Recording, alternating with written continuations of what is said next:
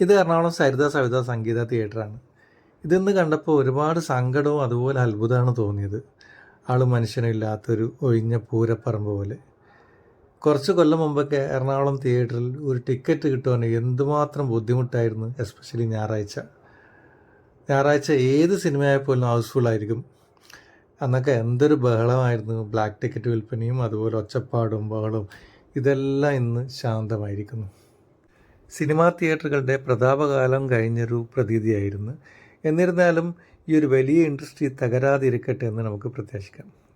Padma theatre അവിടെയും ആൾ കുറവായതുകൊണ്ട് എളുപ്പത്തിൽ തന്നെ ടിക്കറ്റ് എടുക്കാൻ സാധിച്ചു. സുരാജ് വെഞ്ഞാറമൂടിൻ്റെയും ആസിഫ് അലിയുടെയും പുതിയ സിനിമയായ അഡിയോസ് അമീഗയായിരുന്നു.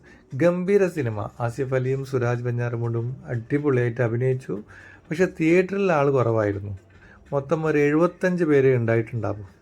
ടിക്കറ്റ് ചാർജൊക്കെ നല്ല രീതിയിൽ തന്നെ കൂട്ടിയിട്ടുണ്ട്. അതുപോലെ സൗകര്യങ്ങളും കൂട്ടിയിട്ടുണ്ട്. അപ്പോൾ കുഴപ്പമൊന്നുമില്ല.